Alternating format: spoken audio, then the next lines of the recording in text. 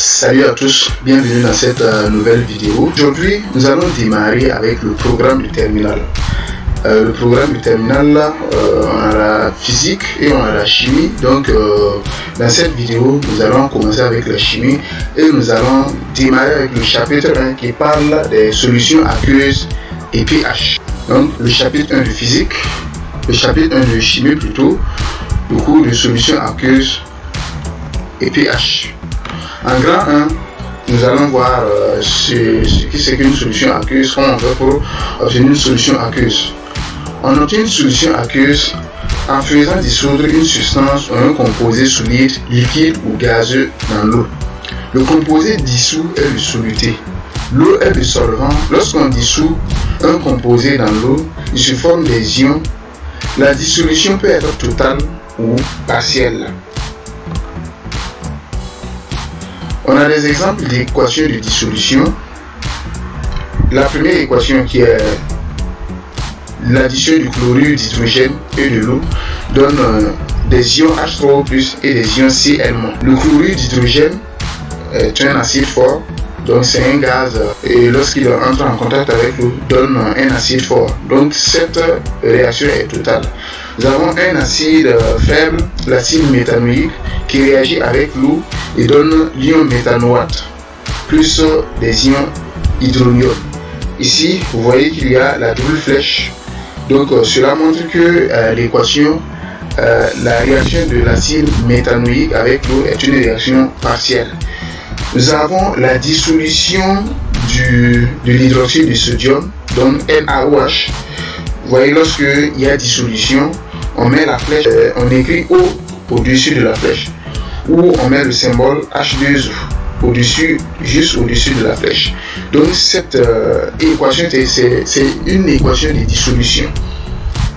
Donc le NaOH sous l'eau va se décomposer en ion Na+ et en ion OH-. Nous avons l'ammoniac, le gaz ammoniac, qui réagit avec l'eau pour donner l'ion ammonium et l'ion hydroxyde.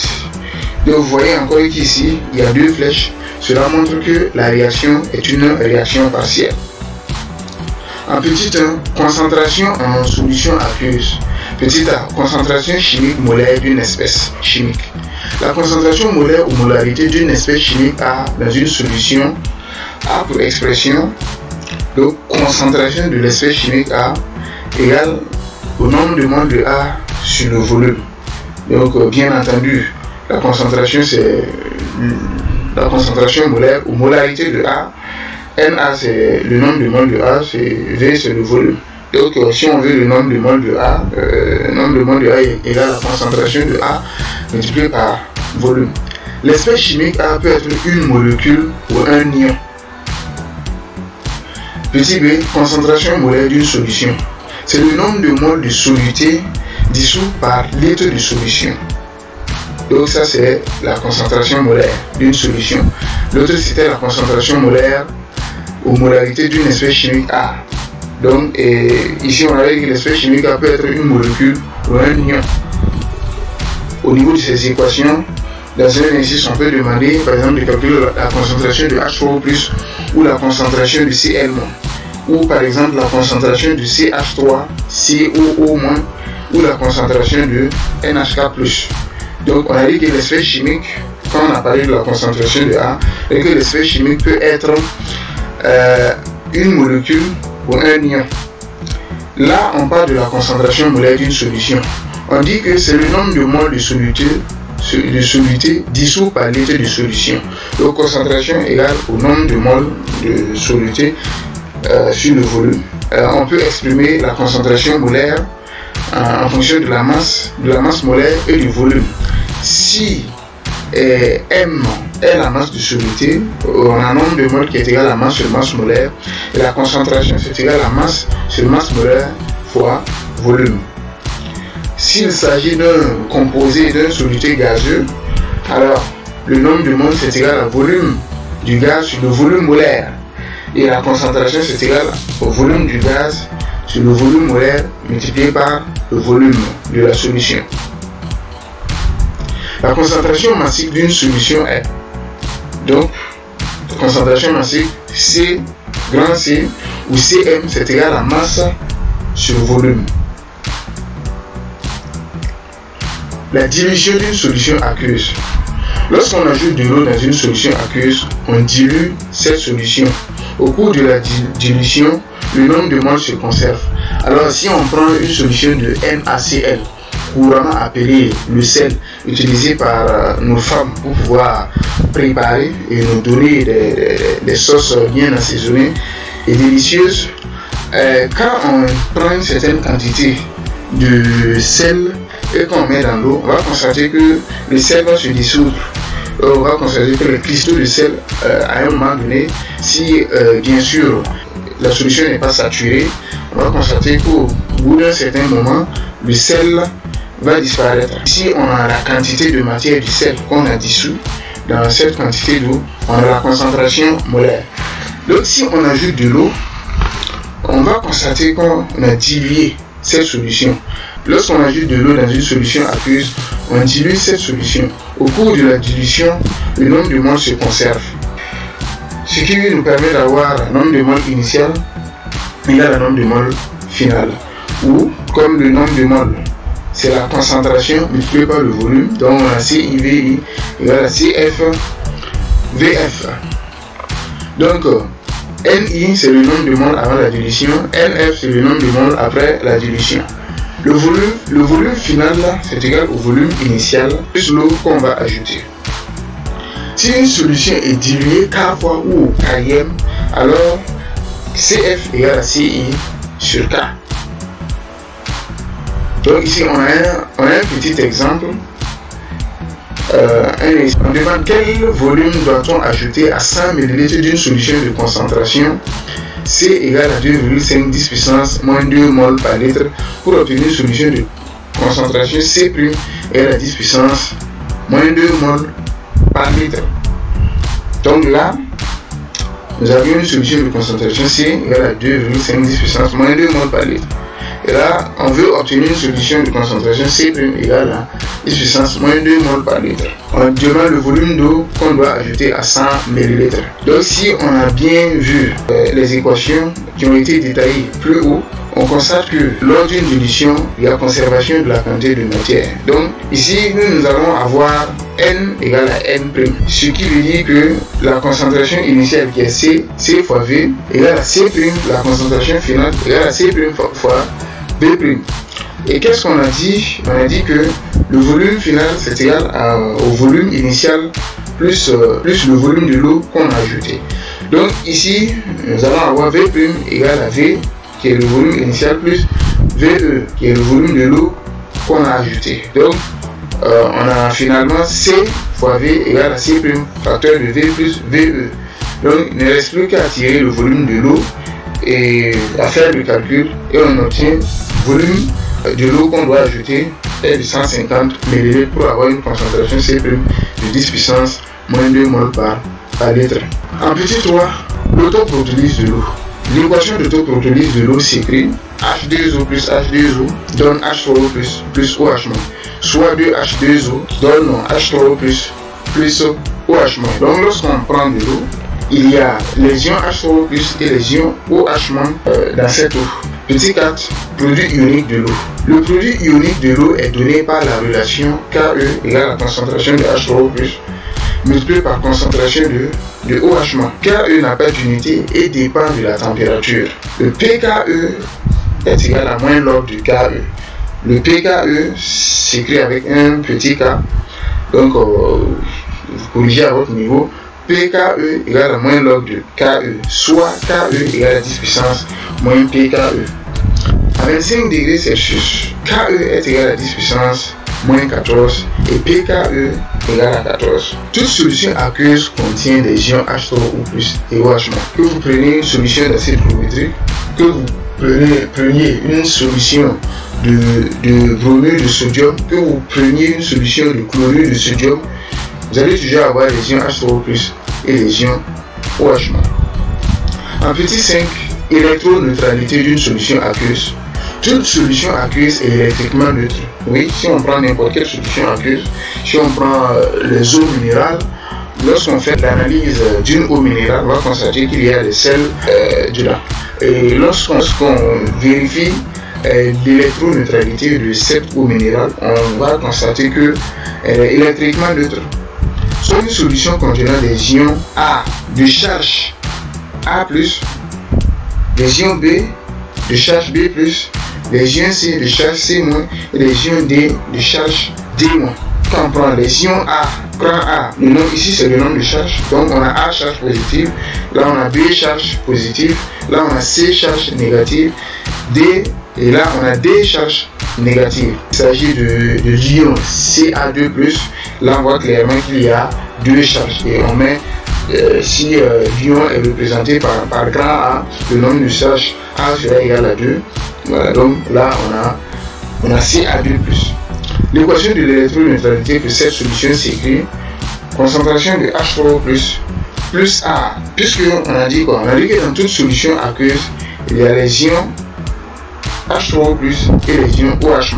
Lorsque vous faites l'électroneutralité d'une solution aqueuse, vous devez d'office insérer dans vos équations H3O+ et OH-.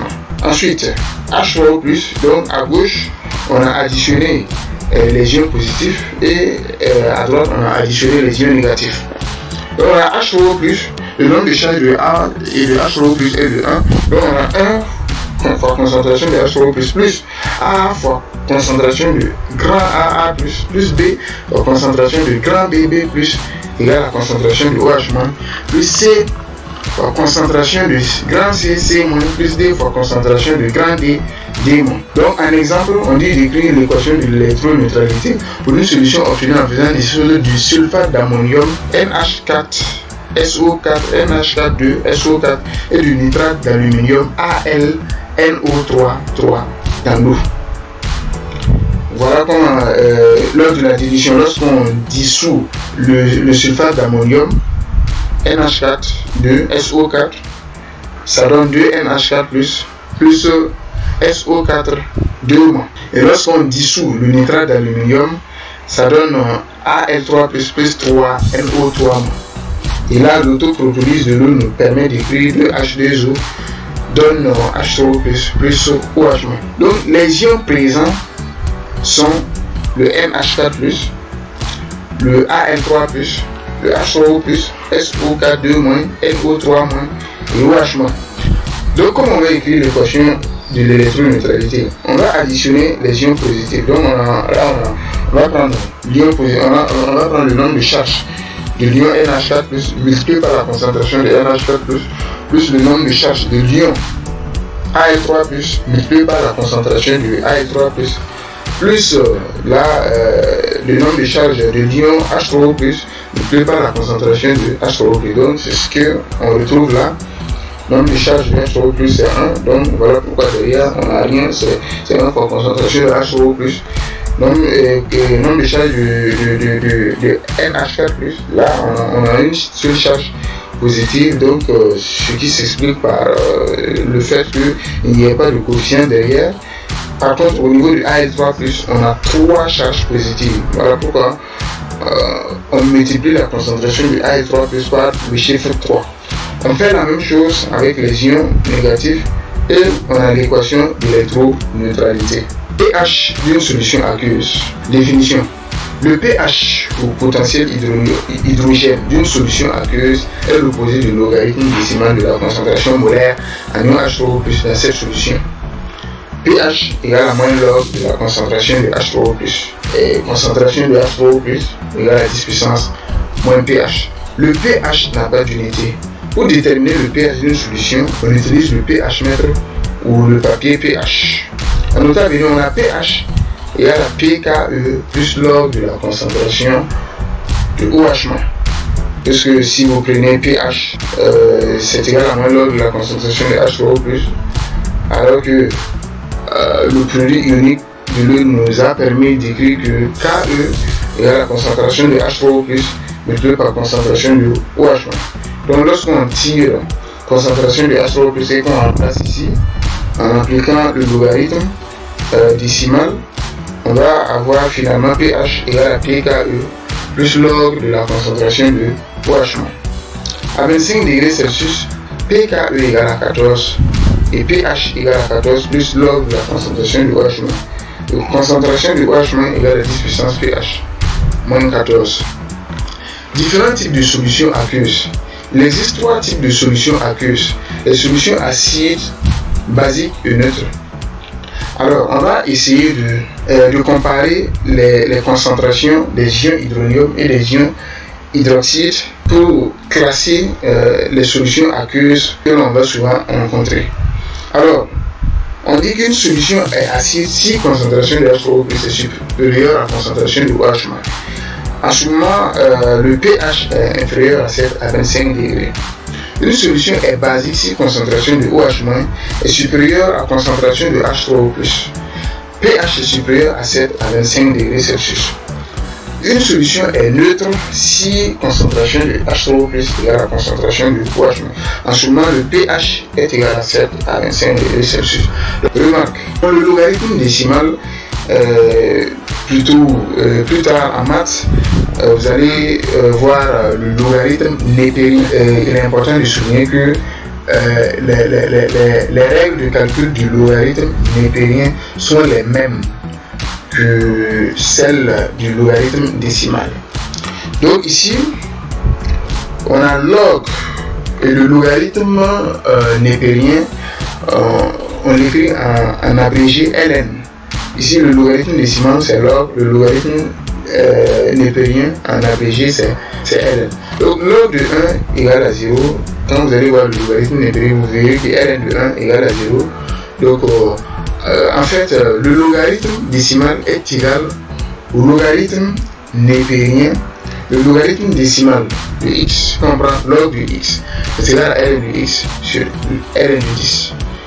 Donc, en réalité, le logarithme décimal d'un réel, c'est égal au logarithme népérien du réel divisé par le logarithme népérien de 10.